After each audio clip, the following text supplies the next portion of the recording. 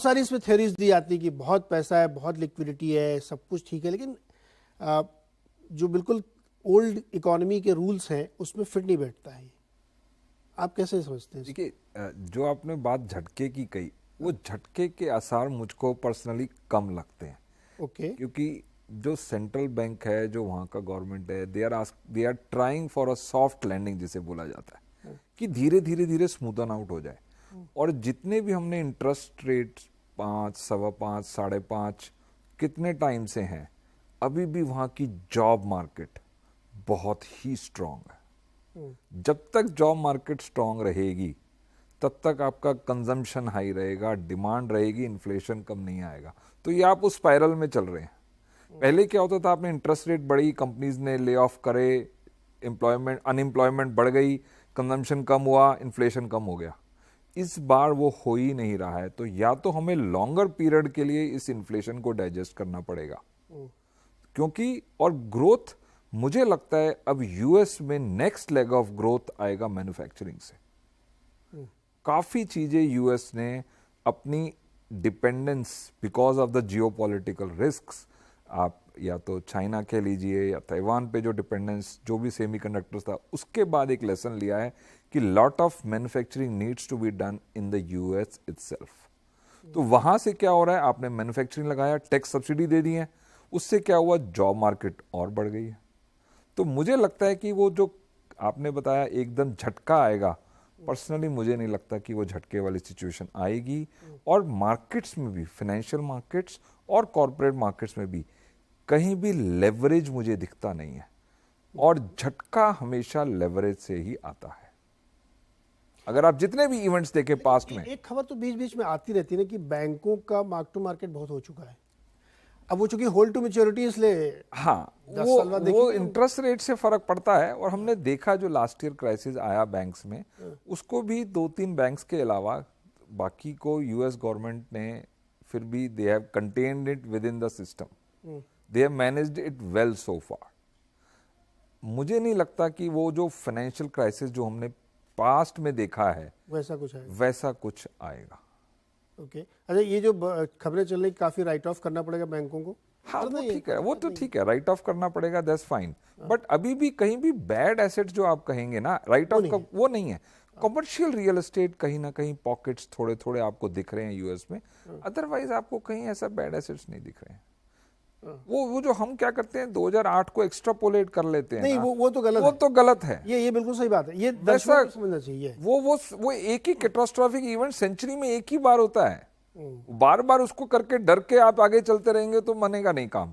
तो हाँ, कॉशियस होके चलना है, बट आगे चलते रहना है। अभी भी सेलेक्ट पॉकेट्स हैं जहां आपको ग्रोथ मिलेगी, जहां आपको आपके पैरामीटर्स के साथ इन्वेस्टमेंट स्टॉक्स मिलेंगे।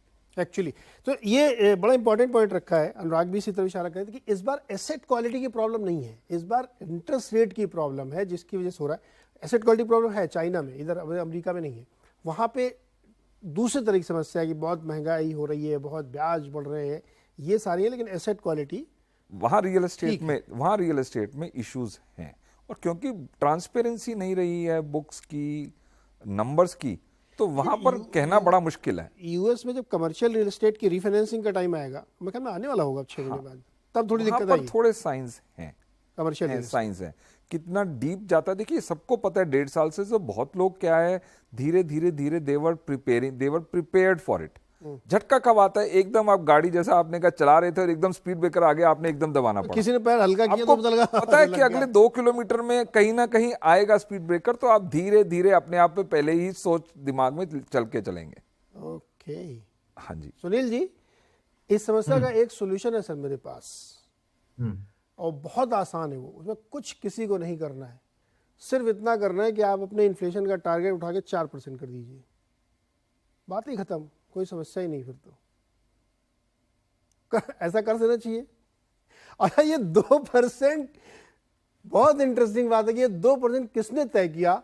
ये न्यूजीलैंड के 4-6 बहुत बुद्धिमान लोग थे जिन्होंने ऐसे बैठ के तय किया कि हमें 2% इन्फ्लेशन रखनी चाहिए ग्रोइंग डेवलप्ड इकोनॉमीज में। तो 2% डिसाइड हो गया। ये किस बेसिस पे वो पता नहीं मुझे, लेकिन तय वहां से हुआ था, उसके बाद सबने उसको कॉपी कर लिया और डेवलपिंग इकोनॉमी ने 4% कर लिया।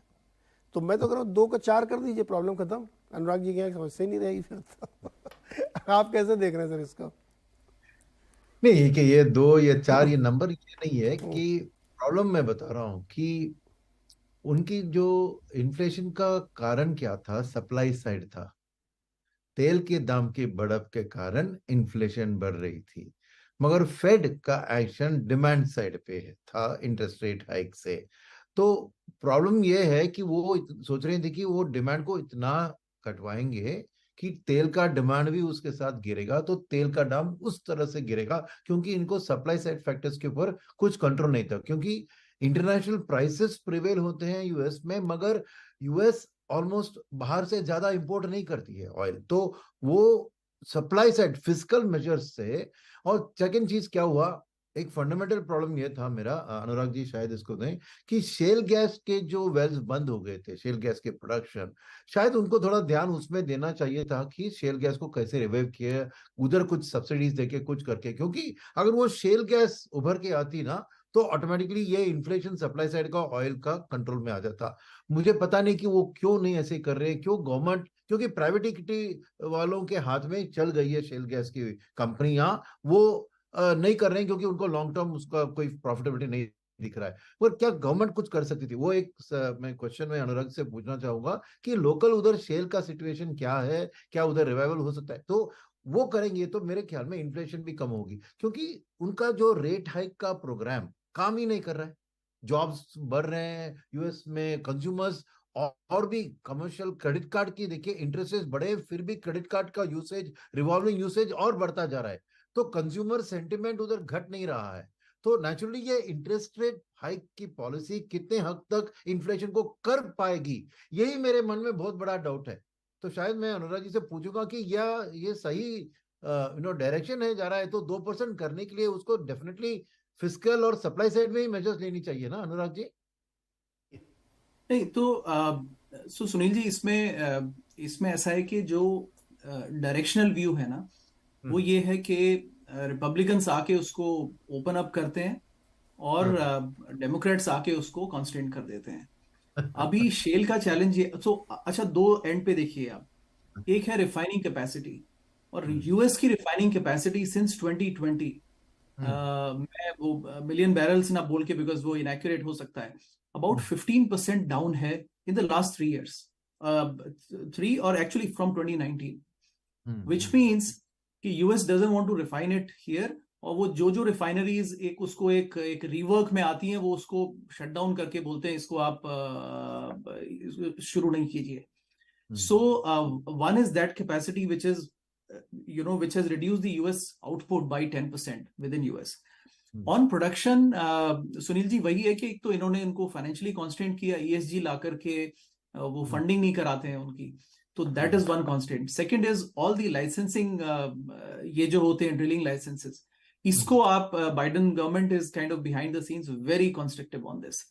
स्ट्रेटेजिक व्यूज 2 हो सकते हैं, या तो पूरे वर्ल्ड को अपना ऑयल खत्म करने दीजिए, और we will pay whatever that price, and when the world doesn't have oil then US will certainly does have the oil, right? तो आप उसको ग्राउंड पे रहने दीजिए। This is one very long term strategic view. Second is in the short term, they are talking about environment. I don't know how much they care about the environment, but politics तो वही है। तो अब कोई भी company ऐसे काम नहीं कर सकती कि उन्होंने कैपेसिटी डाली और 4 साल बाद फिर बंद कर दी और फिर 4 साल बाद शुरू कर दी।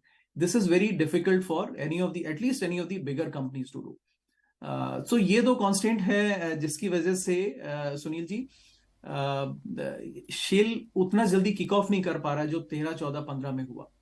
एंड आपका this third point is that may be the oil companies they are consolidating. अब आप देखिए एक्सन मोबिल ने कल परमियन बेसिस पे, now it has become the biggest player, it has acquired another $50 billion acquisition.